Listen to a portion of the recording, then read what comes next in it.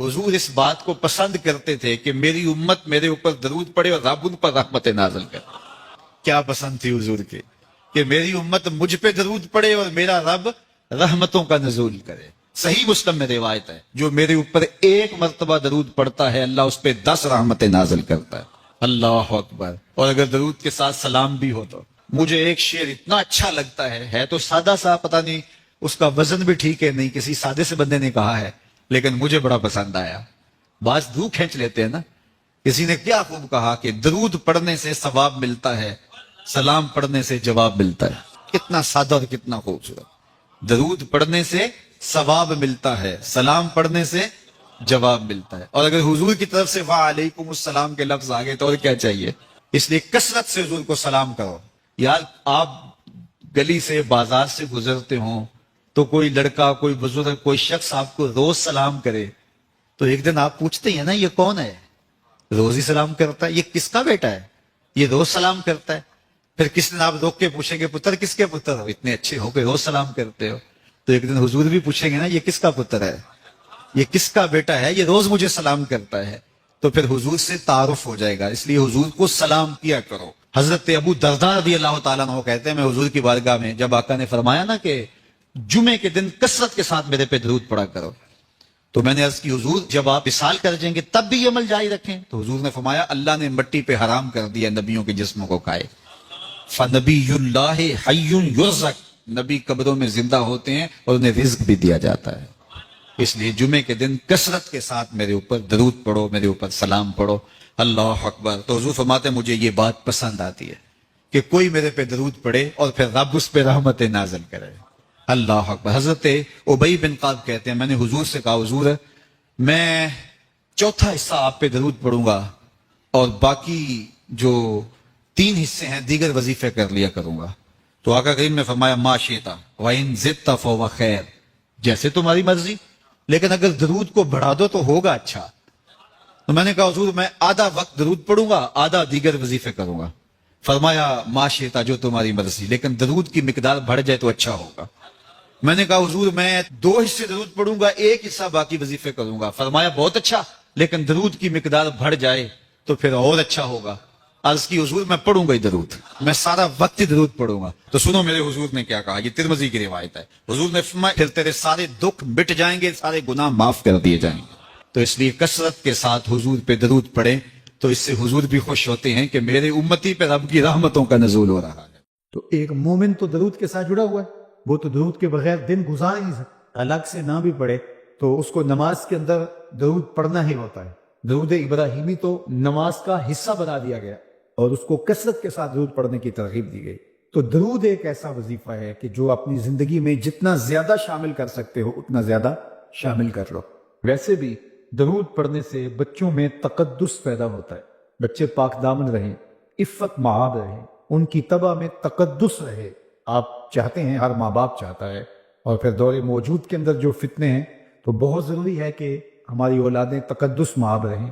तो उनको दरूद की तरगीब दो तो उसका अमली नतीजा यही होगा कि उनमें तकद्दुस का जौहर पैदा होगा और उनकी इस्मत की हिफाजत रहे। और दरूद शरीफ पढ़ने वाले बच्चे और दरूद शरीफ ना पढ़ने वाले बच्चे दोनों की आदत में फ़र्क होता है। दरूद पढ़ने वालों की तबा में रिक्कत, लताफत, नरमी, मोहब्बत, शफकत जैसे जज्बात पैदा होते हैं। ये दरूद शरीफ का अमली नतीजा है। बास लोगों को शिकायत होती है कि हमारे बच्चे बड़े अक्खड़ हैं, बड़े तुंद मिजाज हैं, बड़े सख्त गिर हैं। तो उसका इलाज क्या है?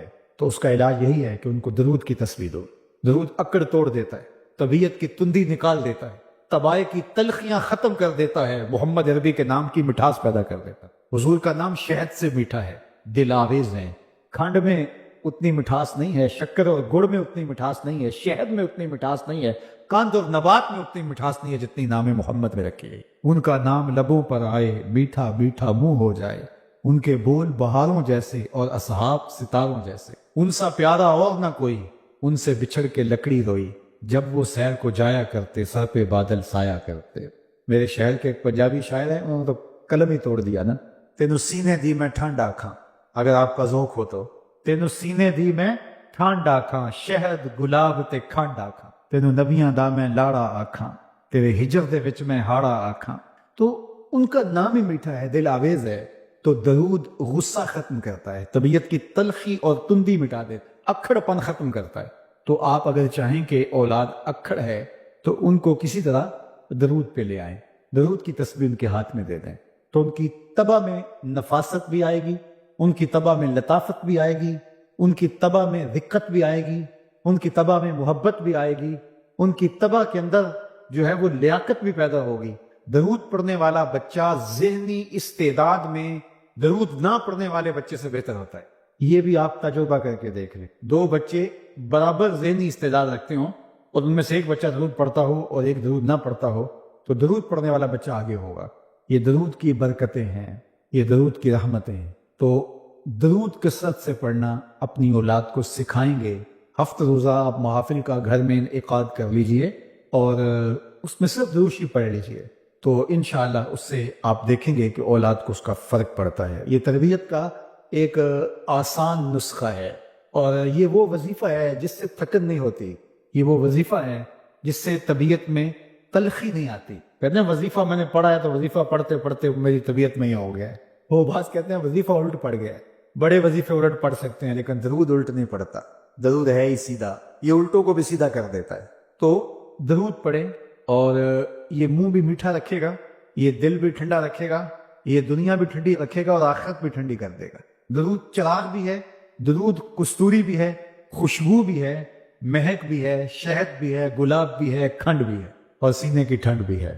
تو درود اپنی طبع کے اندر اچھی طرح سے راسخ کر دیں اور اپنی اولادوں کی طبع میں اس کو راسخ کریں۔ اس سے آپ عملاً دیکھیں گے، میں سالوں کی بات نہیں کرتا، اشروں مہینوں کے اندر آپ فرق پڑتا دیکھیں گے۔ میرے اور آپ کے آقا و مولا نے ارشاد فرمایا، قیامت کے دن میرے سب سے قریب وہ ہوگا جو کثرت سے میرے اوپر درود پڑھنے والا ہوگا۔ تو یہ حضور کی قربت کا ضامن ہے درود، تو اس لیے اپنی اولاد کو حضور علیہ السلام پر درود پڑھنے کی ترغیب دو۔ بچپن میں ہی اپنے گھر کے اندر مجالس درود قائم کرو، روزانہ کی بنیاد پہ ہو تو بہت اچھا، نہیں تو ہر 8 دن کے بعد ایک دن ضرور متعین کر لیا جائے۔ جمعۃ المبارک کے دن کثرت کے ساتھ درود پڑھنے کی ترغیب دی گئی ہے، اور فرمایا اس دن فرشتے حاضر ہوتے ہیں۔ درود ایک ایسا ہی ہونا ہے تمہاری دعا بھی قبول ہو جائے، کیونکہ اللہ تعالیٰ جل شانہ کی یہ شان نہیں ہے کہ بعض کو قبول کر لے اور بعض کو ترک کر دے۔ ہماری فقہ کا بھی مسئلہ ہے، اگر آپ نے کسی سے سودا لیا ہے، اس میں کوئی ردی چیز آ گئی اور کچھ صحیح آ گئی، اب یہ نہیں آپ کہہ سکتے کہ جو صحیح ہے وہ رکھ لیں اور ردی واپس کر دیں، یا تو وہ صحیح کے ساتھ ردی بھی قبول کرنا پڑے گی، اور یا پھر جو ہے وہ صحیح بھی واپس کرنا پڑے۔ یہ نہیں ہوگا کہ مرضی کی رکھ لی اور مرضی کی واپس کر لی، یا سارا سودا قبول کرنا پڑے گا یا سارا سودا واپس کرنا پڑے گا۔ تو اللہ تعالیٰ جل شانہ کے حضور جب درود کے ساتھ دعا مانگی جائے تو پھر اللہ تعالیٰ جل شانہ اس دعا کو چھانٹ کے الگ نہیں کرتا کہ میں نے یہ نہیں قبول کرنی۔ درود کے ساتھ جو مانگی ہوئی دعا ہے اللہ وہ بھی مستجاب فرما لیتا ہے، وہ بھی قبول فرما لیتا ہے۔ درود پاک وہ بابرکت عمل ہے، کمال ہے، تو پھر جی نہیں چاہتا کہ پڑھو صلو علیہ وآلہ، یعنی پھر دل اچھلتا ہے، روح پکارتی ہے، جو اتنی خوبیوں کا منبع و مصدر ہے، اتنے کمالات کا جامع ہے، جس کے دم سے اندھیرے چھٹ گئے، جس کے دم سے کائنات میں اجالے پھیل گئے، تو پھر کیوں جی نہیں چاہتا کہ اس نبی پر درود پڑھا جائے؟ صلو علیہ وآلہ، آؤ اس نبی پہ درود پڑھو، اس نبی پہ سلام پڑھو، اس نبی پہ بھی درود پڑھو، اس کی آل پہ بھی درود پڑھو۔ بلغ العلا بکمالہ، کشف الدجی بجمالہ، حسنت جمیع خصالہ، صلو علیہ وآلہ۔ میں درود شریف کے عنوان سے اپنی گفتگو کو ختم کروں اور امام بوصیری کا ذکر نہ کروں تو یہ ناانصافی ہوگی۔ حضرت امام بوصیری فالج زدہ ہے، ساری زندگی بادشاہوں کے قصیدے لکھی، ساری زندگی بادشاہوں کی کہانیاں بیان کی، ان سے اعزازات پائے ہیں، تکریمات پائی، لیکن عمر کا آخری حصہ آیا، جسم فالج زدہ ہو گیا، سارے چھوڑ گئے۔ تنہائی، بیماری اور غربت، یہ 3 چیزیں اگر اکٹھی ہو جائیں تو ان کو کاٹنا بڑی قیامت ہوتی۔ تنہائی، غربت اور بیماری، یہ تینوں اکٹھی آ گئی حضرت امام بوصیری پر۔ صحت مند کے سارے گاؤ ہوتی، بیمار پڑ گئے تو کوئی پوچھتا ہے۔ ایک دن خیال آیا ساری زندگی شہنشاہوں کے قصیدے لکھے، آج اس کا قصیدہ نہ لکھوں جو کائنات کا دولہ ہے۔ اللہ اکبر، قلم پکڑا، پھر حضور کا قصیدہ لکھ۔ یہ قصیدہ بردہ شریف مکمل کی، رات ہوئی، حضرت امام بوصیری سوئے، آقا کریم علیہ السلام تشریف لائے، اور یہ بات ذہن میں رکھیں، حضور نے ارشاد فرمایا، من رآنی فی المنام فقد رآن فإن الشیطان لا یتمثل بی۔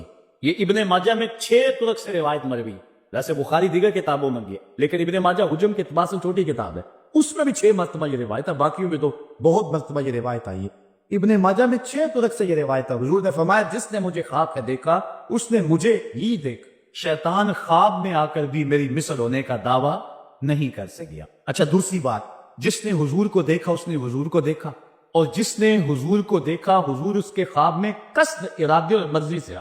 میں کسی کے خواب میں جاؤں، آپ کسی کے خواب میں آئیں، نہ آپ کو پتا ہوتا نہ مجھے پتا ہوتا، مجلس سجی ہے، میں گفتگو کر رہا ہوں، اٹھ کے آپ چلے جائیں گے، جا کے سو جائیں، میں خواب میں دوبارہ گفتگو کرتا ہوا پایا جاؤں، مجھے آپ اٹھ کے فون کرے جناب آج خواب میں آئے تھے، تو مجھے تو نہیں پتا ہوگا، یا آپ کو میں دیکھ لوں دوبارہ تو آپ کو علم نہیں ہوگا۔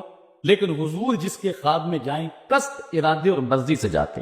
تیسری بات، خواب میں کسی کو کچھ کوئی دے تو وہ محض خواب ہوتا ہے۔ لاٹری نکل آئی، کروڑ پتی بن گیا، صبح اٹھے گے تو کروڑ پتی ہوں گے یا کنگال ہوں گے؟ وہ کیا کسی نے کہا تھا 100 بار میرے ہاتھوں میں تیرا دامن آیا، جب آنکھ کھلی تو اپنا ہی کیرے بات۔ کچھ نہیں ہوتا، خواب خواب ہوتا۔ لیکن حضور کو اگر کوئی خواب میں دیکھے، حضور کچھ عنایت کرے تو وہ محض خواب نہیں ہوتا۔ حضرت شاہ ولی اللہ محدث دہلوی فرماتے ہیں میرے والد شاہ عبد الرحیم نے خواب میں انہوں نے حضور کو دیکھا تو آقا کریم علیہ السلام نے اپنے 2 منہ مبارک ان کو عطا، کہتے ہیں جب اٹھے تو دیکھا کہ منہ مبارک نہیں تھے، تو پھر ان کی کیفیت وہی ہو گئی اور پھر حضور خواب میں ملے، فرمایا کہ ہم نے تیرے سرہانے کے نیچے رکھ دیے۔ تو کہتے ہیں کہ وہ 2 بال حضرت شاہ ولی اللہ محدث دہلوی فرماتے ہیں ان کی علامت یہ تھی کہ وہ صندوق میں ہم رکھتے تھے، جب اس کو دھوپ میں لے کے نکلتے بدلی سایہ کیا کرتے تھے، اور فرماتے ہیں کہ جب وراثت تقسیم ہوئی تو 1 بال میرے حصے میں ہے، حضور کا منہ انور، حضور کا منہ مبارک۔ تو جس نے حضور کو خواب میں دیکھا حضور کو ہی دیکھا، حضور قصد سے آئے، جو دیا حقیقت میں دیا۔ اور چوتھی بات، وہ بخاری کی روایت اور من رآنی فی المنام فسیرانی فی الیقظہ، جس نے مجھے خواب میں دیکھا نہ قریب جاگتے بھی دیکھ لے گا۔ شارحین لکھتے ہیں ساری زندگی نہ دیکھ سکا، جب روح نکل رہی ہوگی رخ محبوب سامنے ہوگا، اور اگر اس وقت حضور کا دیدار ہو جائے تو چاہیے بھی کیا، سوکھا نکلے سا ظہوری جب ایک لمحہ مک تیرا، اگر اس وقت حضور کا دیدار ہو جائے تو اور کیا چاہیے۔ تو حضرت امام بوصیری کہتے ہیں کہ میں سویا مقدر جاگا، حضور تشریف لائے، فرمایا بوصیری جو قصیدہ لکھا ہے وہ سناؤ تو سے، تو انہوں نے وہ مشہور قصیدہ مولا یصلی وسلم دائماً آباد، وہ قصیدہ حضور کی خدمت میں پیش کہوں کہ کریم علیہ السلام نے اپنا دست شفا ان کے بدن پہ پھیرا، اور حضور نے اپنی چادر پتال کر کے حضرت امام بوصیری کو دیکھا۔ بردہ عربی میں کہتے ہیں جو ہے وہ چادر کو، اسی لیے اس قصیدے کو قصیدہ بردہ کہتے ہیں، وہ قصیدہ جس کی جزا میں چادر عنایت تھی۔ حضرت امام بوصیری جب اٹھے تو بالکل ٹھیک تھے، چادر اوڑی اور مسجد میں نماز پڑھنے کے لیے جا رہے ہیں۔ راستے میں ایک درویش کھڑا تھا، کہا بوصیری رات والا قصیدہ تو سناؤ جو تم نے لکھا ہے۔ حضرت بوصیری کہتے ہیں میں نے لکھا تھا اور کسی کو پتہ نہیں تھا۔ میں نے کہا کون سا قصیدہ؟ کہنے لگے بھولے نہ بنو جو حضور کو سنایا تھا۔ کہنے لگے کہ میں نے کہا کہ تجھے کیسے پتا ہے؟ کہا بتاؤں یہ چادر کون سی ہے؟ اللہ اکبر! تو امام بوصیری رحمت اللہ تعالی علیہ نے حضور علیہ السلام پر یہ درود لکھا مولا یصلی وسلم دائماً ابدا، اور یہ جزا پائی۔ حضرت سید محمد بن سلیمان رحمت اللہ تعالی علیہ ایک بزرگ گزرے ہیں، یہ 708 ہجری میں پیدا ہوئے تھے۔ کہتے ہیں کہ میں ایک دن کسی بستی سے گزر رہا تھا اور وہاں ایک کنواں تھا، اس کا پانی تھوڑا سا نیچے تھا اور میرے پاس کوئی چیز نہیں تھی جس سے میں ڈول ڈال کر کے وہ پانی نکال سکوں۔ میں متحیر کھڑا تھا، ساتھ ہی ایک شکستہ سا کچا سا مکان تھا، اس مکان کے اوپر ایک چھوٹی عمر کی لڑکی کھڑی تھی۔ مجھے کہنے لگی کہ آپ پریشان ہیں؟ میں نے کہا ہاں بیٹے، مجھے پریشانی یہ ہے کہ میں نے وضو کرنا اور نماز پڑھنی ہے، وقت جا رہا ہے اور یہ پانی بہت نیچے ہے، اگر تم کچھ میری مدد کر سکتی ہو تو ضرور کرا۔ وہ چھت سے نیچے آئی اور اس نے آ کے اپنا لعاب اس کنویں میں پھینکا۔ حضرت شیخ سید محمد بن سلیمان فرماتے ہیں کہ میں نے دیکھا کہ یکا یک کنویں کا پانی اچھل کے کناروں تک آ گئی اور بہنے لگا۔ میں نے جلدی سے وضو کیا اور پھر میں نے اس لڑکی کو کہا میں تجھے اللہ کا واسطہ دیتا ہوں، تو مجھے بتا کہ تیرے پاس ہے کیا کہ تیرے لب کے ڈالنے سے یہ پانی چل کے اوپر آئے۔ اس لڑکی نے مجھے کہا کہ یہ جو مرتبہ مجھے ملا ہے بے کثرت الصلاۃ علی من کان اذا مشى فی البر تعلقت الوحوش باذیال، یہ مرتبہ میں اس پر درود پڑھ کے حاصل کیا ہے جب وہ جنگل سے گزرتے تھے تو جو جانور تھے قدموں سے لپٹ جاتے تھے، میں ان پر درود پڑھنے کی برکت سے جو ہے وہ یہ مرتبہ حاصل کیا ہے۔ حضرت سید محمد بن سلیمان کہتے ہیں کہ پھر میں نے ارادہ کر لیا کہ میں ساری زندگی حضور علیہ السلام پر درود پڑھتے ہوئے اور درود لکھتے ہوئے گزاروں گا۔ پھر انہوں نے مشہور زمانہ کتاب جس کو اہل علم اور اہل تصوف دلائل الخیرات کے نام سے جانتا، جس کی متعدد شروحات پہ لکھی گئی، وہ کتاب انہوں نے تصنیف کی، اور اس کتاب کی خصوصیت یہ ہے کہ کہ جو شخص اس کتاب کو باقاعدگی کے ساتھ پڑھے اس کو حضور کا دیدار نصیب۔ اور اس کتاب کو پڑھنے والے، میں نے ایک روایت میں پڑھا ہے کہ جو شخص حضور علیہ السلام پر کثرت سے درود پڑھے، اللہ تعالیٰ اس درود کی برکت سے اسے تو نوازتا ہے، اس کی اولاد کو اور اس کی اولاد کی اولاد کو، یعنی اس کی نسلوں کو بھی ثواب دیتا۔ تو حضرت سید محمد بن سلیمان نے یہ کتاب دیکھ کر کے درود کی زمانے پر احسان کیا، اور آج تک بالخصوص علماء روم کا عمل اس کے اوپر جو ہے وہ کثرت کے ساتھ ہے۔ لیکن یہاں بھی جو ہے وہ ہمارے پل صغیر پاک و ہند میں بھی دلائل الخیرات کا لوگوں کے بہت زیادہ عمل ہے۔ میرے والد گرامی اللہ ان کی قبر پہ کروڑوں رحمت نازل فرمائے، انہوں نے 37 سال تک بلا ناغہ دلائل الخیرات کا وظیفہ کی، اور یہ جو کچھ بھی ہے وہ کیا کسی نے کہا تھا میں جو کچھ بھی ہوں ان کی توجہ کا روپ ہوں، میری زندگی تیرے پیار کا انعام دی تو ہے۔ تو یہ سارا فیضان یہ درود شریف کا فیضان ہے جو دروس قرآن کی صورت میں آپ دیکھ رہے ہیں۔ حضرت سید محمد بن سلیمان رحمت اللہ تعالی علیہ کا پھر انتقال ہو گیا، اور سوس نامی ایک بستی کے اندر ان کو دفن کر دیا گیا۔ پھر اس کے بعد 77 سال کے بعد ان کو وہاں سے مراکش منتقل کیا، اور آپ کو جب دفن کیا گیا، اور یہ بات اخبار مشہورہ میں سے ہے کہ آپ کی قبر کی مٹی سے درود کی برکت کی وجہ سے کسپوری جیسی خوشبو آیا کرتی، اور جب اتنے طویل عرصے کے بعد ان کو قبر سے نکالا گیا تو جب وہ فوت ہوئے تھے تو انہوں نے تھوڑی دیر پہلے حجامت بنائی، اور جب لحد سے ان کو نکالا گیا 77 برس بعد تو ایسے لگتا تھا کہ جس طرح ابھی خط کروایا ہے، اور لوگوں نے ان کے جسم کو انگلی لگا کر کے دیکھا تو جس طرح ایک زندہ شخص کے جسم کو انگلی لگائیں تو خون ہٹ جاتا ہے اور جگہ زرد ہو جاتی ہے، تو ایسے ہی لوگوں نے پایا کہ جگہ زرد ہو گئی تو انگلی اٹھائی تو جو ہے وہ پھر وہاں دوبارہ سرخی آنے لگی۔ تو اس شخص نے بتایا کہ یہ دیکھو کیا ہے، تو پھر جو بھی زیارت کرنے آتا وہ انگلی لگا کے دیکھتا اور اس طرح دباتا آپ کی جلد پہ، اور وہ زرد ہو جاتی اور پھر دوبارہ خون آتا، تو پھر ان کی زیارت بند کر دی گئی اور وہاں سود سے اٹھا کر کے ان کو مراکش کے اندر دفن کیا گیا۔ جو شخص حضور علیہ السلام پہ درود پڑھے تو اس کو حیات جاودہ مل جاتی ہے، اور صاحب درود نبی کا کمال اور مرتبہ کیا ہوگا۔ تو فرمایا ان اللہ وملائکتہ یصلون علی النبی یا ایھا الذین آمنوا صلوا علیہ وسلموا تسلیما۔ آؤ ہم حضور کی بارگاہ میں پورے ادب سے ہدیہ درود پیش کریں۔ الصلاۃ والسلام علیک یا رسول اللہ وعلی آلک واصحابک یا محبوب رب۔ تو حضرت علامہ ابن منظور افریقی علیہ رحمہ فرماتے ہیں کہ یہ مفہوم ہے صلاۃ کا۔ جب درود کی نسبت اللہ تعالیٰ کی طرف ہو تو اس کا مفہوم ہوتا ہے نزول رحمت۔ اللہ تعالیٰ جل شانہ اپنے محبوب پر مزید رحمتوں کا نزول فرماتا ہے جس سے حضور کے درجے بلند ہوتے ہیں اور حضور کی عظمت میں اور اضافے ہوتے ہیں۔ اور جب فرشتوں کی طرف نسبت کی جائے تو فرشتوں کی طرف نسبت بھی دعا کے معنی میں ہے، اور جب ہم اللہ کی بارگاہ میں یہ دعا مانگتے ہیں کہ اے اللہ اس پیارے محبوب علیہ السلام پر رحمت نازل فرما، تو یہ اللہ کی بارگاہ میں گزارش ہوتی ہے۔ اسی لیے علماء نے کہا کہ درود ایک ایسا وظیفہ ہے جو کسی صورت میں رد نہیں ہوتا، چونکہ ہم یہ کہتے ہیں اے اللہ اپنے پیارے نبی پر رحمت نازل فرما، وہ تو پہلے ہی فرما رہا ہے، تو ہم کہیں یا اللہ اپنے نبی پہ رحمت نازل فرما، تو کیا اللہ فرمائے گا کہ میں نہیں فرماتا؟ اس لیے یہ ہو ہی نہیں سکتا۔ علماء کہتے ہیں کہ جو درود ہے وہ بہر صورت قبول ہوتا ہے۔ اس لیے حضرت عمر رضی اللہ تعالیٰ عنہ فرماتے ہیں کہ دعا کو درود کے ساتھ جوڑ لو، درود تو قبول ہونا ہی ہونا ہے، تمہاری دعا بھی قبول ہو جائے۔ اللہ شانہ کی یہ شان نہیں ہے کہ بعض کو قبول کر لے اور بعض کو ترک کر دے۔ ہماری فقہ کا بھی مسئلہ ہے، اگر آپ نے کسی سے سودا لیا ہے، اس میں کوئی ردی چیز آ گئی اور کچھ صحیح آ گئی، اب یہ نہیں آپ کہہ سکتے کہ جو صحیح ہے وہ رکھ لیں اور ردی واپس کر دیں، یا تو وہ صحیح کے ساتھ ردی بھی قبول کرنا پڑے گی اور یا پھر جو ہے وہ صحیح بھی واپس کرنا پڑے گی۔ یہ نہیں ہوگا کہ مرضی کی رکھ لی اور مرضی کی واپس کر لی، یا سارا سودا قبول کرنا پڑے گا یا سارا سودا واپس کرنا پڑے گا۔ تو اللہ تعالیٰ جل شانہ کے حضور جب درود کے ساتھ دعا مانگی جائے تو پھر اللہ تعالیٰ جل شانہ اس دعا کو چھانٹ کے الگ نہیں کرتا کہ میں نے یہ نہیں قبول کرنی، درود کے ساتھ جو مانگی ہوئی دعا ہے اللہ وہ بھی مستجاب فرما لیتا ہے، وہ بھی قبول فرما لے۔ درود پاک با برکت عمل ہے کہ جو اہل ایمان کو تعلیم دیا گیا۔ علماء نے لکھا کہ زندگی میں ایک مرتبہ درود شریف پڑھنا اور جب حضور علیہ السلام کا نام لیا جائے اس وقت درود پڑھنا واجب ہے۔